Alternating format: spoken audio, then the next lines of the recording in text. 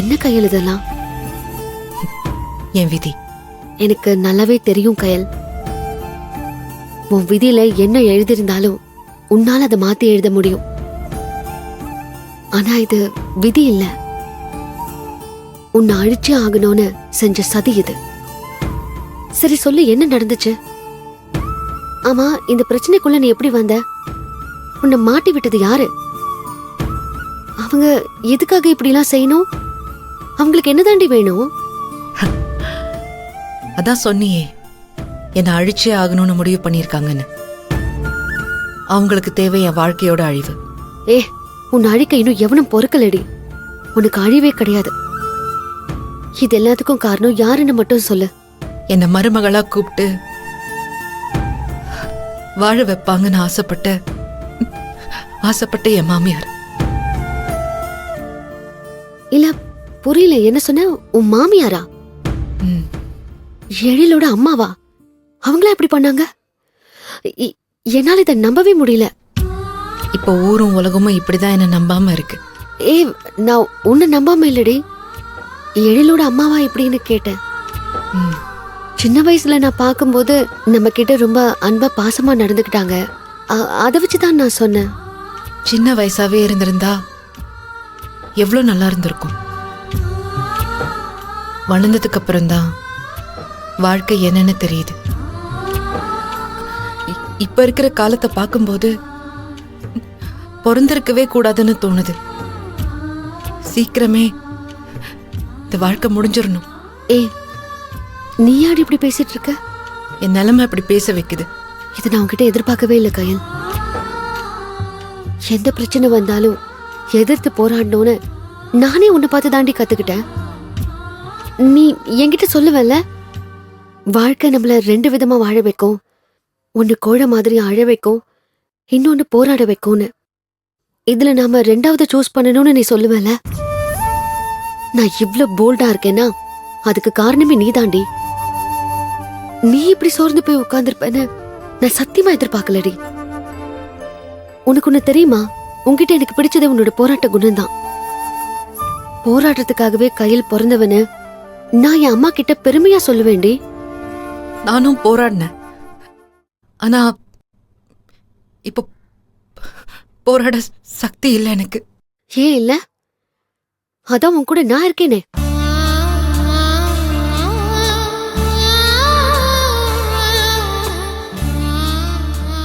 உன்னை அவ்வளவு சீக்கிரம் நான் தோக்க விட்டுருவேனா?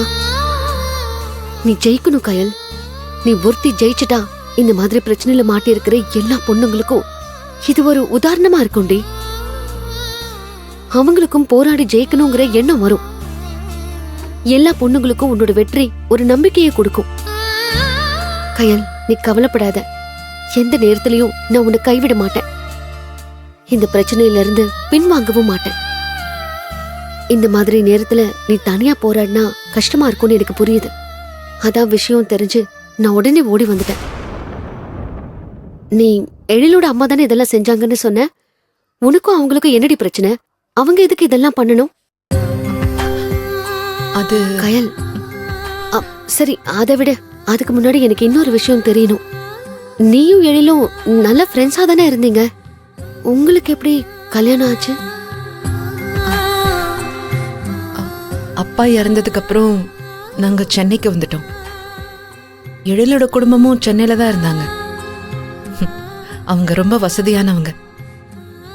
அவங்க அப்பாவும் அம்மாவும் பிசினஸ் பண்ணிட்டு இருந்தாங்க.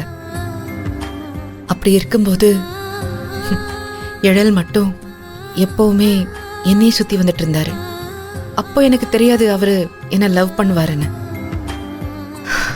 ஸ்கூல் படிக்கும் போதுல இருந்தே என்ன லவ் பண்ணிட்டு இருந்திருக்காரு. ஏய், என்னடி சொல்ற? எழில் உன்கிட்ட ப்ரப்போஸ் பண்ணாரா? அவர்தான்.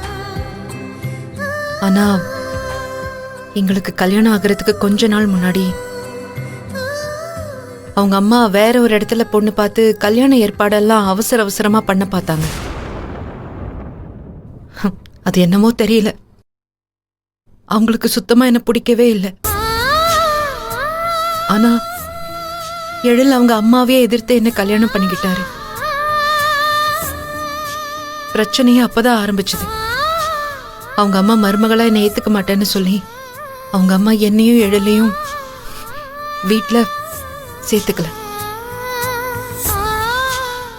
எழில் அவங்களோட சொத்து பத்து பவர் பிசினஸ் இது எதுவுமே வேண்டான்னு எல்லாத்தையுமே தூக்கி போட்டுட்டு என் கூட வந்துட்டாரு. எல்லாமே நல்லாதான் போயிட்டு இருந்தது. பெருசா காசு பணம் இல்லைனாலும் நாங்க சந்தோஷமா இருந்தோம். வாழ்க்கை அவ்வளோ அழகா இருக்குமான்னு நான் அவரோட வாழும்போதுதான் தெரிஞ்சுக்கிட்டேன். ஒவ்வொரு நாளும் ரசிச்சு வாழ்ந்தோம். ஏதோ உலகமே என் கைக்குள்ள அடங்கின மாதிரி இருந்துச்சு. அப்பப்போ வர பிரச்சனையெல்லாம் நாங்க பேசி தீர்த்துப்போம். திடீர்னு ஒரு நாள் ரொம்ப கோவமா வந்தாரு. அதுக்கப்புறம் நான் என்னன்னு கேட்டப்போ ஒரு ஆட்டோக்காரன் பிரச்சனை பண்றான்,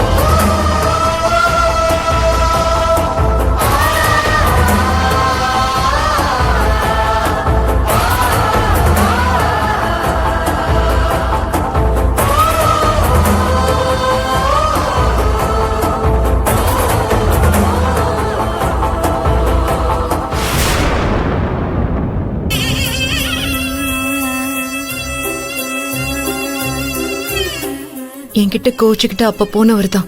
அதுக்கப்புறம் நான் எழில திரும்ப பார்க்கவே இல்லை. ஏய், என்னடி சொல்ற? திரும்ப வரவே இல்லையா அவரு? வரல. அவர் இல்லைங்கிற விஷயம் அவங்க அம்மா சிவசங்கரிக்கு தெரிஞ்சு எழில நான் தான் கொன்னேன்னு என் மேல கேஸ் கொடுத்து என்ன ஜெயில வைக்க ட்ரை பண்ணாங்க. அதுக்கு சாட்சியா நான் வேலை செஞ்ச பழைய ஹாஸ்பிட்டல்ல டாக்டர் ஒருத்தன் இருக்கான். அவனுக்கும் எனக்கும் ஏற்கனவே ஆகாது.